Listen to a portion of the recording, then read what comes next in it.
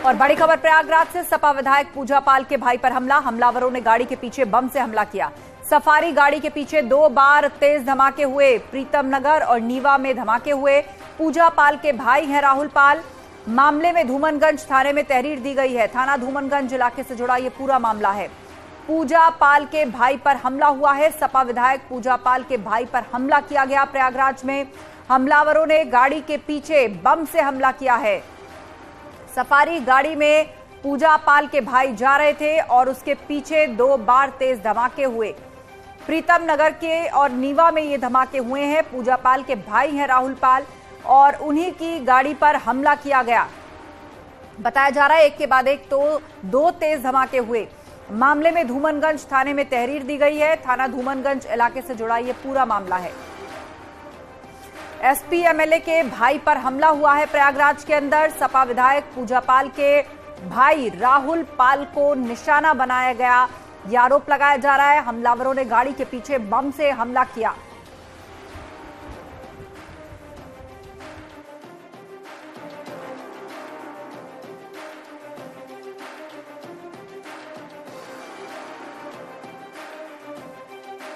तो प्रयागराज से बड़ी खबर, सफारी गाड़ी के पीछे 2 बार तेज धमाके हुए हैं। प्रीतम नगर और नीवा इलाके में 2 धमाके हुए। धारा सिंह से इस पर अपडेट लेते हैं। धारा सिंह, बताइए पुलिस ने अभी तक क्या इन्वेस्टिगेट किया है? 2 धमाके की बात कही जा रही है राहुल पाल की गाड़ी के पीछे। पूजा पाल के भाई हैं राहुल पाल, जो नीवा में रहते हैं। हालांकि कल ये घटना कल देर शाम की बताई जा रही है, जब फैसला आने के बाद पूजा पाल भी अपने आवास पे मौजूद थी, वहीं पर उनका भाई भी मौजूद था। उनका भाई प्रीतम नगर आया हुआ था कार से। इस दौरान जब वापस जा रहा था तो उसके गाड़ी के पीछे तेज धमाका होता है। वो समझ नहीं पाता है, वहां पे धुआं उड़ता रहता है। गाड़ी आगे होने पर इन्होंने पूरी पूजा पाल मामले कोतवाली में तहरीर दी गई। कुछ टीमें लगातार इलाके के सीसीटीवी फुटेज को खंगाल रहे हैं। हालांकि पुलिस का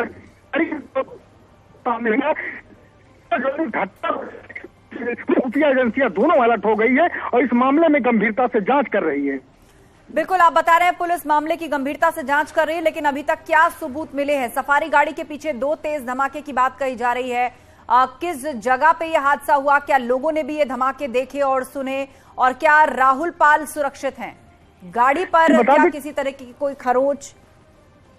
ये बता दें, जैसा कि राहुल पाल की ओर से धूमनगंज कोतवाली पुलिस को जो तहरीर दी गई है उसमें यह कहा गया है कि जब प्रीतम नगर से सामान लेकर अपने घर की तरफ जा रहा था तो उसके गाड़ी के पीछे तेज धमाका होता। धमाके की आवाज सुनकर वो पीछे देखता है तो धुआं उड़ता, लिया कुछ समझ नहीं पाता है। लेकिन जैसे ही उसके गाड़ी नीवा की तरफ उसकी आवाज,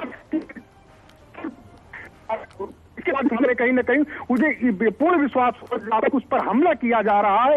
देसी बम से या किसी विस्फोटक चीज उस पर अटैक किया जा रहा है, जिस मामले में सूचना पुलिस को दी जाती है। पुलिस की 2 टीमें अलग अलग इस मामले की जांच कर रही। इसके अलावा इलाके के आसपास जो सीसीटीवी कैमरे लगे उन्हें खंगाले जा रहे हैं। इसके साथ ही इस मामले में राहुल पाल से भी पुलिस ने पूछताछ की है। तो पुलिस का जांच के विषय है। जब तक आधिकारिक तौर पर कोई बयान नहीं सामने आ जाता तब इस मामले में साफ तौर तो नहीं कहा जा सकता। लेकिन इतना जरूर है कि माफिया अतीक अहमद को उम्र कैद की सजा होने के बाद उनसे जुड़े मर्डर केस करके पूजा पाल उसके परिवार की सुरक्षा भी बढ़ा दी। इसके साथ साथ जो पुलिस और खुफिया एजेंसियां हैं तमाम इन मामलों से जुड़े गवाहों के लेकर के कहीं ना कहीं अलर्ट है। तो इस घटना को लेकर भी पुलिस प्रशासन बेहद गंभीर है। इस मामले की जांच की जा रही है। जी बिल्कुल, क्या एहतियात के तौर पर कोई सुरक्षा दी गई है पूजा पाल या राहुल पाल को? और ये हमलावर कौन थे, इसको लेकर क्या इन्होंने कोई शक जताया है? देखो, हमलावरों को लेकर कोई अभी नामजद आरोप तो नहीं किया गया, लेकिन इस मामले को लेकर एक बता दें कि घटना के सजा के ऐलान के बाद ही पूजा पाल के साथ उसके परिवार की सुरक्षा बढ़ा दी जाती। धूमन कोतवाली से 4 कांस्टेबल को लाइसेंस राइफल के साथ भेजा जाता है।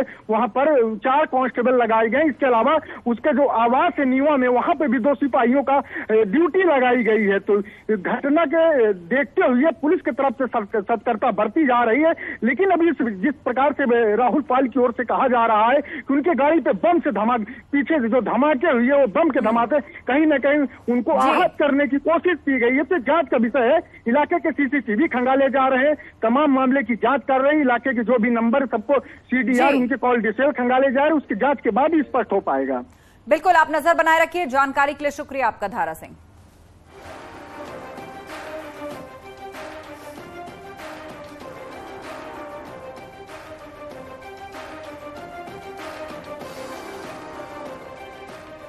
आगे बढ़ते हैं। माफिया अतीक अहमद को आज गुजरात की साबरमती जेल में दोबारा पहुंचा दिया गया। उसे 3 दिन पहले प्रयागराज कोर्ट में पेशी के लिए साबरमती जेल से नैनी सेंट्रल जेल लाया गया था, जहां उम्र कैद की सजा सुनाए जाने के बाद उसे वापस साबरमती जेल के लिए यूपी पुलिस के काफिले के साथ रवाना कर दिया गया। 3 राज्यों को पार करते हुए पुलिस का काफिला करीब 23 घंटे का सफर तय करके साबरमती जेल पहुंच गया। इस दौरान पुलिस का कड़ा पहरा अतीक अहमद के साथ रहा। बाहुबली माफिया अतीक को लेकर यूपी पुलिस की टीम कुछ देर के लिए उदयपुर में भी रुकी थी।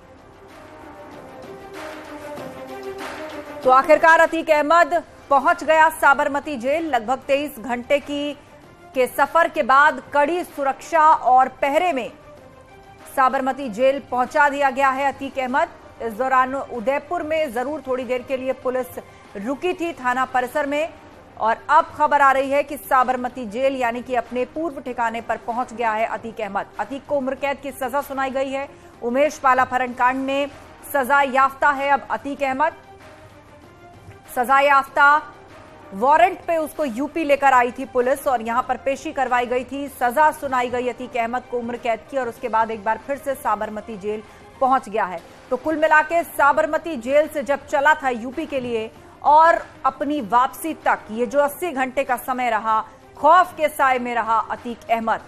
जब निकला साबरमती जेल से तो अपनी हत्या की आशंका जताई थी। उसने कहा था कि हत्या की जा सकती है मेरी, मुझे बिल्कुल भरोसा नहीं है। अतीक की बहन, उसके वकील और उसके रिश्तेदार गाड़ी से पीछे पीछे जाते रहे पूरे सफर में, ये कहते हुए कि हमें सरकार पर भरोसा नहीं है। अतीक अहमद अब सजा सुनाने के बाद एक बार फिर से साबरमती जेल पहुंच गया है।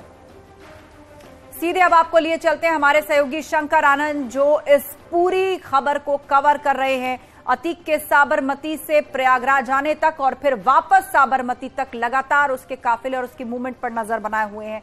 शंकर, क्या अपडेट है? कितनी देर पहले अतीक पहुंचा है साबरमती जेल और यहां पर उसको कहा जा रहा है कि अंडा सेल में रखा जाएगा। अब किस तरह की प्रक्रियाएं पूरी होंगी वहां?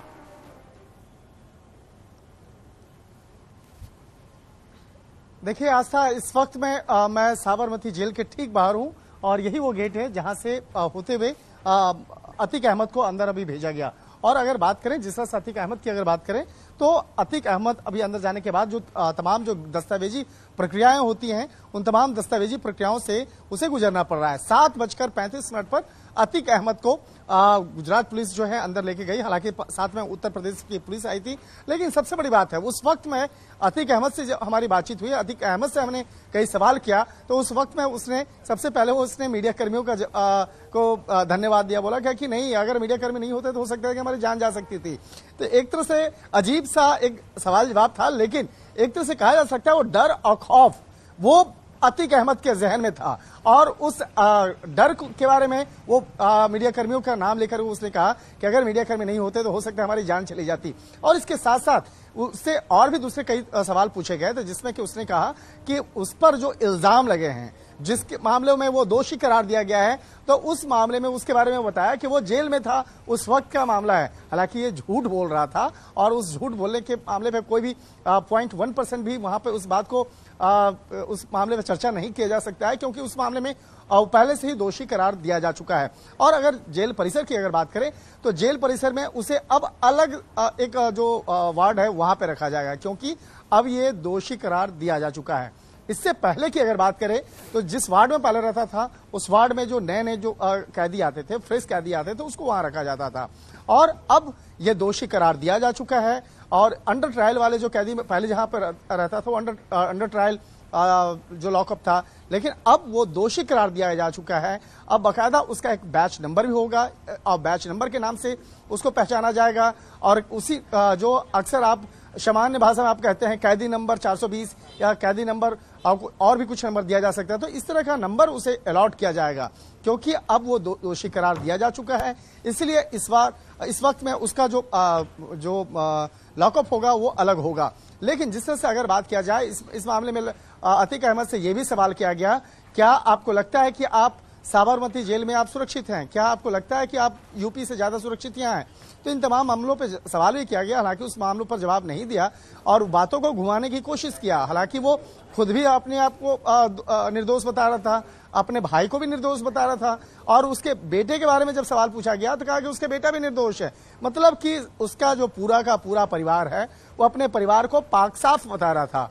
तो और दूसरी तरफ देखा जाए कि जिस तरह से हम लोग चर्चा कर रहे हैं कि पिछले 3 दिनों 4 दिनों के दौरान में जिस तरह से कार्रवाई हुई और जिस तरह डर और खौफ उसके चेहरे पर नजर आ रहा था, वो अपने शब्दों में ही आज वो बयां कर रहा था। बिल्कुल बिल्कुल शंकर, आपसे बातचीत जारी रहेगी, चर्चा जारी रहेगी, लेकिन इस बीच साबरमती जेल पहुंचने के बाद अतीक ने मीडिया के कैमरों पर क्या कहा वो भी सुनवाते हैं दर्शकों को।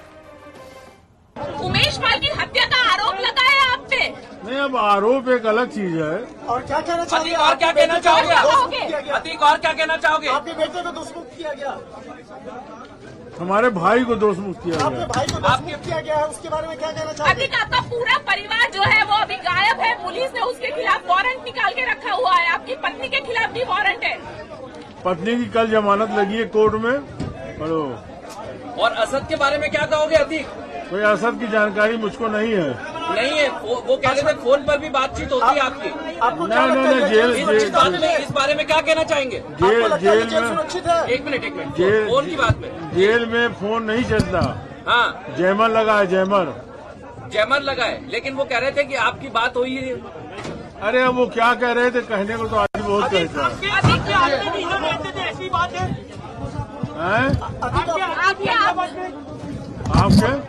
अतीक, ये कहा जा रहा है कि साबरमती जेल में आपको सारी सुविधाएं मिल रही है, इसलिए आप वापस आना चाहते हैं, यहाँ पे वापस रहना चाहते हैं? बिल्कुल कोई सुविधा नहीं है, आम बंदी की तरह हूँ, कोई सुविधा नाम की चीज नहीं है।